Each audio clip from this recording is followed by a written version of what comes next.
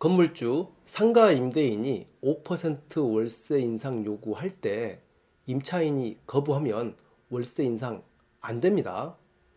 임차인은 건물주 요구에 꼭 동의해야 할 의무가 있는 것은 아닙니다. 그럼 임차인이 거부할 때 임대인 건물주는 무엇을 할 수 있을까요?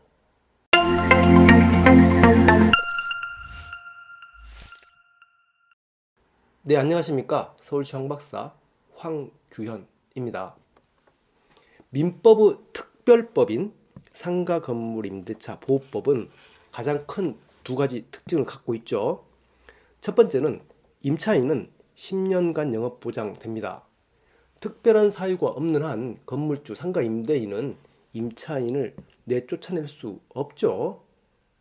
두 번째, 임대인은 임대료 증액하더라도 상한 요율이 있죠. 5%. 그리고 한 번 인상하면 최소 1년이 지나야지 또 인상할 수 있습니다.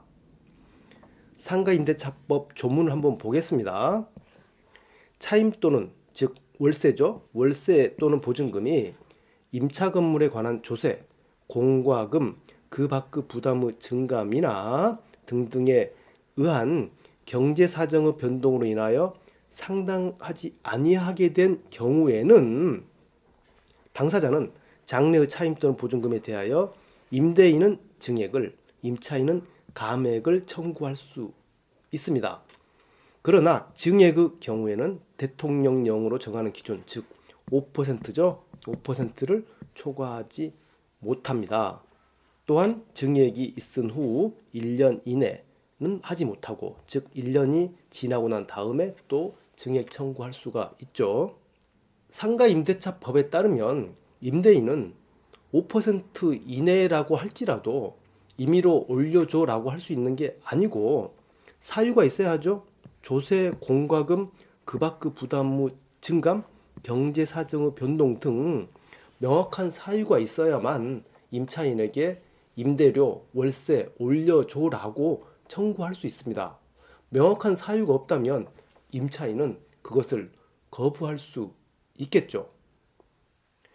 그리고 이 임대료 제한 규정은 환산보증금, 즉 월세 곱하기 100을 한 다음에 보증금을 더한 게 환산보증금이죠. 환산보증금이 일정 금액 이하인 임대차에만 적용합니다. 서울은 9억 원인데요. 반대로 9억 원이 초과하면, 서울에서 9억 원이 초과하면 이 5% 룰은 적용받지 않게 됩니다.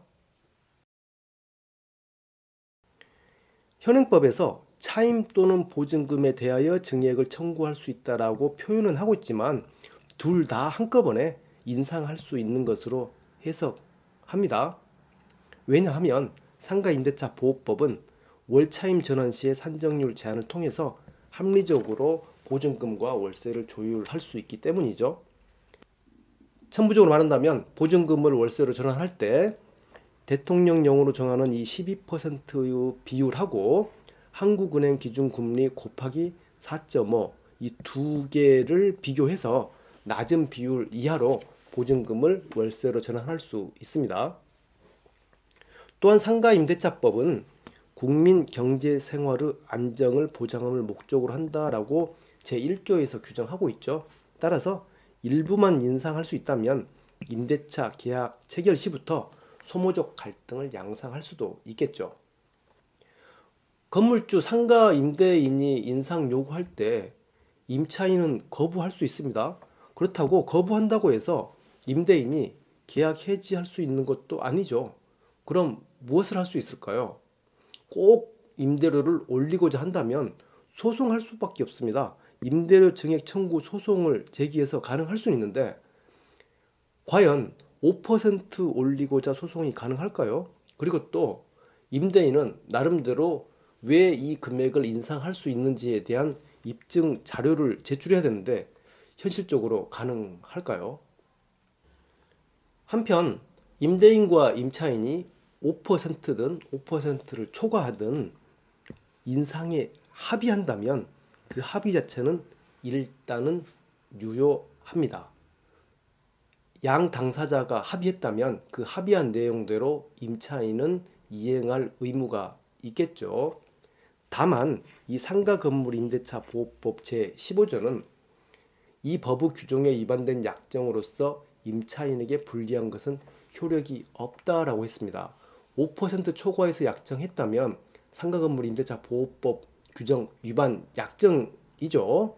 한편 거기다가 임차인에게 불리한 것으로 판단된다면 무효가 될 수 있습니다. 즉 5% 초과해서 약정했다면 그 자체가 무효가 될 수도 있고 아니면 5% 초과한 부분에 대해서 일부만 무효가 될 수도 있을 것입니다.